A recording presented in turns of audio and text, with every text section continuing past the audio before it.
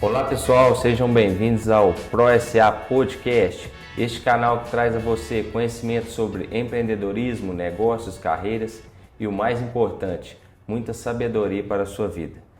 Para quem não me conhece, meu nome é Álvaro Castro e eu estou aqui hoje na Feira da Construção offsite, diretamente do estande da CMC Modular, essa empresa que respira inovação, trazendo para você o Construção Modular Cast. Se você está assistindo no YouTube ou no Spotify, já deixe seu like, curta o canal, compartilhe com seus amigos. Nós queremos atingir mais e mais pessoas e mostrar para vocês que a construção modular é a construção do futuro. Quero agradecer novamente a CMC Modular por apresentar essa empresa que respira inovação. A CMC Modular é uma empresa do Grupo Lafayette, é a maior especialista em soluções construtivas industrializadas do Brasil.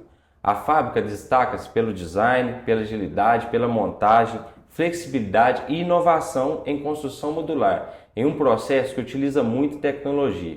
Acesse agora mesmo o site cmcmodular.com.br e conheça nossas soluções. CMC, a tecnologia que constrói. Hoje estamos muito felizes em receber aqui no estúdio esse convidado internacional no especial Construção Modular Cast. Ele é engenheiro civil, formou-se na Bulgária, mestre em engenharia, ensino em ciências, mestre em ciências aplicadas, engenharia de construção e gestão pela Universidade de Concordia no Canadá, doutor em filosofia, engenharia de construção e gestão também pela Universidade de Concordia. Atualmente é professor na Universidade de Alberta, no Canadá, coordenador da Escola de Engenharia de Construção, pesquisador e consultor nas áreas de construção modular e pré-fabricadas, na construção enxuta, nos processos de otimização da construção, no gerenciamento de qualidade de emissões de CO2 e BIM, e ele tem aplicado com sucesso os princípios da Lean Construction para aprimorar os métodos de trabalho e padrões de produtividade para diversas indústrias e projetos. Dr. Al-Hussein, seja bem-vindo ao Construção Modular Cast, em parceria com o PRO.S Podcast. É um prazer receber você aqui no Brasil e também em nosso estúdio. Por favor, sinta-se em casa. Thank you very much, and it's my pleasure to be part of your show, and thanks for inviting me to be part of this show. Para quem não conhece sua história, conte-nos um pouco sobre quem é você e como surgiu essa paixão por transformar a construção civil através da industrialização e a modernização dos processos. Again, thanks for having me on your show. My name is Mohammed Al-Hussein. I am a professor at the University of Alberta. If I look at the construction is a major contributor to the economy. It's also a major contributor to the employment. But at the same time, it's one of the major contributor to the waste, solid waste, have good, massive impact on the environment, the construction process. So if I look at the governments, all the governments around the world will have some visions and some strategies. I summarize these strategies in 4. One being we have all the government, citizens, as a professor, as a scientist, I need to focus on the best utilization of resources. A second pillar, if I look at it, I'm summarizing in 4 pillars really. Second pillar is the protection of the environment, which we all know how that has been affecting us on a daily basis. And there are 2 pillars I would like to highlight, which based on the readings I have seen from different governments. One that focus on creation of jobs, but not only any jobs, has to be good quality jobs. And then the last pillars, which I look at it, is the society and functionality of the family. So if I can summarize or go back to these 4 pillars, modular and offsite construction is a key for all these 4, whether it's the utilization of the resources, effective use of these resources, reducing the environmental impact, greenhouse gas emission, GHG, from the construction process. Modular is a key for that as well. But let me go to these 2 pillars, which is the creation of good quality jobs. Construction is primarily men, primarily young, primarily healthy young people and men. If you look at the factory or manufacturing in general, is a concept that allows for women to work in the factories. People on wheelchair can work in a factory. Retired people can find passion to work in the factory because we all like to construct. Then this good quality job could be created from the perspective of not only lifting a hammer or pushing a shovel. Really, you're pushing buttons, you work with machines. The intelligent concept raise when it comes to manufacturing process. And the last pillar, which is the functionality of the family, manufacturing allow people to work less harder than working on site, so they can have a lot of energy. They can have being an effective person or people in the society. They can go home with energy to work, to play with their kids, to have a good time with the children rather than being tired. So that's what I was inspired by: manufacturing, industrialization, and working in the environment. In particular, here in Brazil, I visited CMC, which is part of Lafayette, and I talked to managers, I walked around, I enjoyed seeing what is happening, but most I enjoyed is the interaction between the managers and the workers. Mm-hmm. Every single one.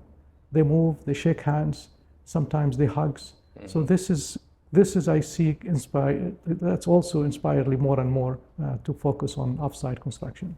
Então a tecnologia é muito importante para você nesse processo. Sem a tecnologia, talvez a gente não consiga fazer a construção modular industrializada como é hoje.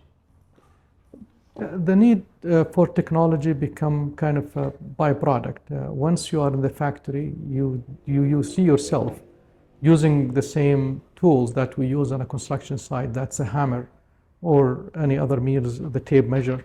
When you are in a factory, you want to move away from that type of technology, if I call it technology. So you start looking at automation, mm-hmm. looking at drafting and design in a different ways. So manufacturing promote the use of technologies. And the bottom line at the end of the day, the analysis between the effectiveness, cost effectiveness of the technology versus the throughput of the technology, and the effect of that on the people working in the factory.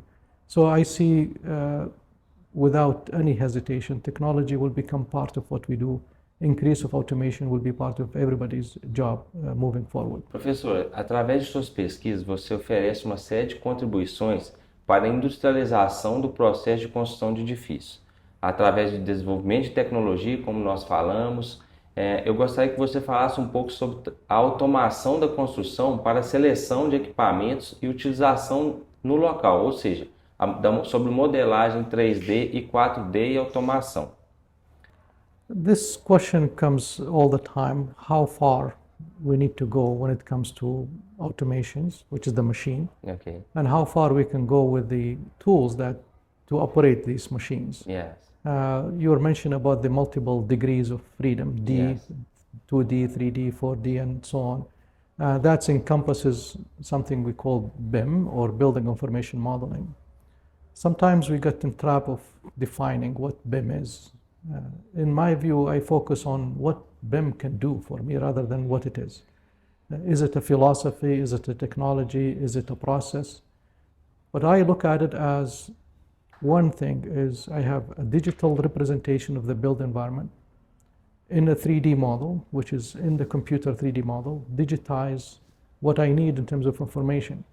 So in other words, I can front load the 3D model with information that I can use down for every stakeholder on the project. If somebody wants to do estimating, there is enough information to do estimating.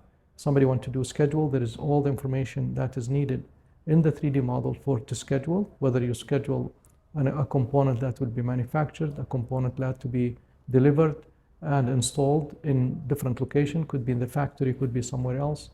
And somebody want to control the process, control the cost, and then also to incorporate the legal aspects of what you do, the contracts. You can also have an instant evaluation of the 3D, of the energy modeling of the built environment you're building. So if I front load the 3D model with all these kind of information, I will call it multiple degrees of information that is front-loading the 3D model with this information, with the use of the technology today, which is readily available, such as machine learning. You can learn from the information you have, and you can extract the information you need in any ways you need it to be. So in other words, yes, 3D model, front-loaded with information will become an essential tool, and modular and offsite construction promote more of that as well. Ok, thank you. Como você acredita que nós podemos otimizar as operações de construção partindo do estágio inicial do planejamento até a conclusão do projeto? I like your sequence of questions. So the first question, why modular? And second is what the degree is, which is 3D, 4D, and the BIM. Yeah. And this question is optimization. You need first to measure. If you can measure something, you can probably start to think about how make best use of it. Key is measuring, and the manufacturing is a key for you to measure. Mm-hmm. And when you measure any process you have, any activities you have, and then you can reach a degree of predictability. So if I have a better predictability of what I do in terms of how much time it needs to do something and how much money I should put cost of that, and with the good quality information is the key. Digitize that information, use the technologies and the tool I mentioned earlier, machine learning and others.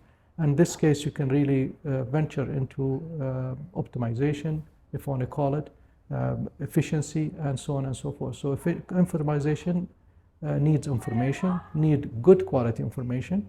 Mm-hmm. Good quality information can be found on the modular and offsite construction, more though than on-site work. Peter Drucker disse uma vez, né, que a cultura devora a estratégia no café da manhã. Aqui no Brasil, nós temos o desafio cultural para a transformação da construção civil. Saindo do método de manufatura, né, hoje, que é o método tradicional, né, para o industrial, utilizando assim muita tecnologia. O principal concorrente da construção off-site no Brasil hoje é a construção civil on-site tradicional. Como você enxerga esse movimento que atualmente nós estamos atravessando no Brasil, né, com a crescente utilização de tecnologias e industrialização dos processos construtivos? Esse movimento também ocorreu nos países mais desenvolvidos no passado? That's an interesting question you raise here about culture, and you relate that to Brazil. This is my second expo, if I want to call it. I attended in Brazil. Last year when I attended, it was lots of few speakers. What struck me and surprised me, the speakers were young. Mm-hmm. And when they come to the stage and talk about their motion to move toward industrialization, I did see them the way Steve Jobs introduced the iPhone. Mm-hmm. They came dressed with shirt and comfortable, and that make me think something that I haven't seen in the developed countries, if you want to call it developed countries, compared to whatever you want to call developed or low developed. I see future. I did see that last year in the conference I attended. I am seeing it today in this expo, and I really urge people from Brazil to come to these expos and see themselves. The future is here. The future is bright for Brazil, and I don't think culture will eat the breakfast of innovation. Innovation is here. The young has been trusted. When I did see them last year presenting, funders trust them, give them the money that they can venture, and that's where I see the future. So I not so much of an agreement with the statement. The future is here, and the culture is not going to affect Brazil. On the contrary, I see a big future for a country like Brazil. Aqui no Brasil nós temos um desafio muito grande dentro da construção, que é a redução dos riscos relacionados à saúde e segurança no meio ambiente de trabalho, como você já falou, né, na introdução, né? Como você acredita que a construção off-site pode contribuir para melhorar a saúde e bem-estar dos trabalhadores das obras, né, e também a qualidade de vida dos usuários futuros dessas obras concluídas? Well, again, if I go back to a statement here, one is I visited less on-site work versus manufacturing work. So if I go back to the visit I made for CMC with Lafayette, and I look around, I did see nothing but safe environment for workers, and I see also care from the management to the people in the factory. And I believe this is inherently is one higher level of commitment to safety of the workers and the well-being of the workers. Go back to the 4 pillars I mentioned. Create an environment for the workers to work less hard as supposed to work on site. They can go home with the energy they need. They could provide them with the tool they need to do the work they have in hand. So this way they can have a loss of energy. So that's also contribute to their safety. So if I look at the concept of ergonomics and the physical demand on the body is reduced in the factory. So that's inherently is a good degree of reduction of risk already. So manufacturing is a key for that, and whether exists in code or other places or culture, the manufacturing dictate that type of commitment to safety and high standards. And I've seen that in the factories I visited, and I see that today where people build these fabulous show in a short period of time and safe. I didn't hear anybody receiving an injury or anything like that. So I see that shift. I didn't see lack of it or lack of safety if I look at it, or the risk is high. I did see it the same standard I have seen it in any other place I visited. Eu gostaria que você nos contasse um pouco sobre a 3I Precast Concrete, essa empresa que tem como base a inovação, a inteligência, a integração e tem como missão mudar a forma como a indústria da construção civil aborda as construções comerciais e residenciais, envolvendo concreto e minimizando o impacto ambiental associado à construção. Yeah, 3I is based on concrete. I was inspired by the wood. In North America, we build homes using wood. And the wood is really simple and elegant structure if you look at it. We have what they call it stud, and we have a sheathing or plywood. And such a simple structure that carries the house, and we build all our homes with that simple structure. We call it lightweight wood structure. The same thing is light gauge steel. Light gauge steel, you have the steel stud, and you put from the outside a sheathing, and you put from inside drywall or others. So I was inspired by these two technologies. If I look at the concrete is way before the wood or before the light gauge steel was implemented, and implemented based on layers. Layer 1 is a thickness of concrete, and then insulation, and then another layer of concrete. And if I look at the structure we have, every house in Canada has a basement. The basement is made of a full structure of concrete, which is about 22 centimeters of concrete. But if you look at that concrete, not all that concrete is working the same way. Most of it is really a filler. If, as a structure engineer, when I design, I put the rebar, I put the reinforcement where it needed. If I need to carry deflection, bending, shear, I can put where the reinforcement I need it, where I need it. I don't put it everywhere. Inspired by that again, so inspired by wood, light gauge steel, inspired by the fact that rebar has to be minimum and to carry the structure, and we put it where you need it. I did the same thing for 3I. 3I, which is 3 with the letter I, the I's, as you mentioned, innovation, integration, and intelligence. So I want to develop the model, the concrete intelligent. So I can remove the filler. I'll focus on the concrete that will work. In structure analysis, when we have a reinforcement, I need to cover it. If I have enough coverage, I know the reinforcement will work. When I interact with the concrete, will do what I want it to do in terms of the failures, structure failures. Then I can get rid of 2/3 of the concrete that we use today. So 3I become good for the environment, if you look at it, healthy environment as well, and reduce the amount of concrete and provide you much better quality product.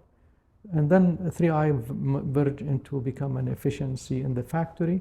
So 3I is not only a panel, it's a system. A system as system of panels you can fabricate much lighter than by reducing the amount of concrete you have, but it's also a system in the manufacturing. So I'm teamed with Lafayette, which is a partner with me in Edmonton in Canada, and we built the first precast factory based on 3I panels. So 3I has the panel itself, which is innovative, and then the manufacturing of the panel is innovative. So we created lots of efficiency. We're in the process of patenting lots of technology, and this technology, the plan is to first to be moved to Brazil, working together with Lafayette, with CMC, the same technology as a panel, the technology as the process in the factory will be copied here in Brazil to serve the environment. Most of the work will be for the facade down the road at reduced cost and higher efficiency and higher capacity and higher quality as well. So yeah, 3I, I'm passionate about it. I'm passionate about seeing that probably happening in Brazil as well. Sobre você trazer, né, essa tecnologia da PRO.S para o Brasil, né, nós temos como missão, né, viabilizar construções de muitas edificações aqui no Brasil, né, principalmente de casas. E talvez aqui seja um foco realmente para a gente diminuir o déficit habitacional no Brasil, que é muito grande, principalmente para a classe econômica. Eu queria que você falasse um pouco, né, para os nossos ouvintes sobre esse plano nosso, né, de trazer a 3i PRO.S aqui para o Brasil, para a gente poder, né, desenvolver aqui essa tecnologia que é fantástica. So I can go back a little bit of the history of working with Lafayette, and it's been more than a dozen years, more than 10, 12 years working together. Alberto came many times to Alberta to visit my lab, participate in shows like what you see here today in São Paulo. And he came to my lab and he mentioned that his mission is to create an efficient factory manufacturing product. And he also brought some samples of the facade panels they've been produced at CMC. He was always targeting, is there a way we can do it better? Is there a way we can do it more affordable for especially people with low income families? So 3i was a product of all these kind of discussion. It took years of discussions and didn't come overnight, really. So when 3i idea, I put it on the table, Alberto and his company decided to invest in that, and he see value of that to bring back to Brazil. 3i has been almost a year now on a process. We managed to build a variety of products, and we managed to build them at a very cost effective so far. We see a value of those for not only, it's the same quality panel, which is 3i panel, that we built for $1 million house, the same quality panel we built for the affordable house. So it's a very high quality and serve every built environment. It's the same quality. In Canada, we start to see value, and I start to see lots of traffic coming to 3i, enormous number of traffic really coming for building for affordable housing, using it for affordable, using it for the First Nation in Canada. It's a solution for many things. One is good for the environment because we reduce the amount of material we use. It's also very tight structure and very high insulated structure, so that gives you better insulation value. So it's easier for maintenance and long-term living on the house. And now we see it also, one of the contribution is the mold. Mold is happening in some of the communities in Canada, and then the communities, they came together, they invest in their interest in 3i because of one of those, which is the mold. And I believe in Brazil also, it's a tropical places with high concentration of humidity. 3i product, when it starts to see its application on the market, it will be one of the biggest solution is the mold and controlling that mold. Yes, it will contribute immensely to the affordability and I see CMC potentially will be a front runner to provide such a technology for the market. Professor, muito obrigado pela sua presença. É sempre um prazer ter pessoas tão incríveis aqui conosco, né, que fazem a diferença no mercado de trabalho e ter um propósito de correr atrás. Por favor, venha mais vezes para o Brasil. E sempre que vier, o PRO.S Podcast, né, está de portas abertas para conversar com você. Thank you very much for having me. It's my pleasure. Automation, modular, offsite construction is here. It's coming. It's not a if, it's a when. We will all be building with the machine-based technologies, and offsite construction will be a mainstream. Thanks for having me, and congratulate you on the amazing platform you have for social media here. Thank you.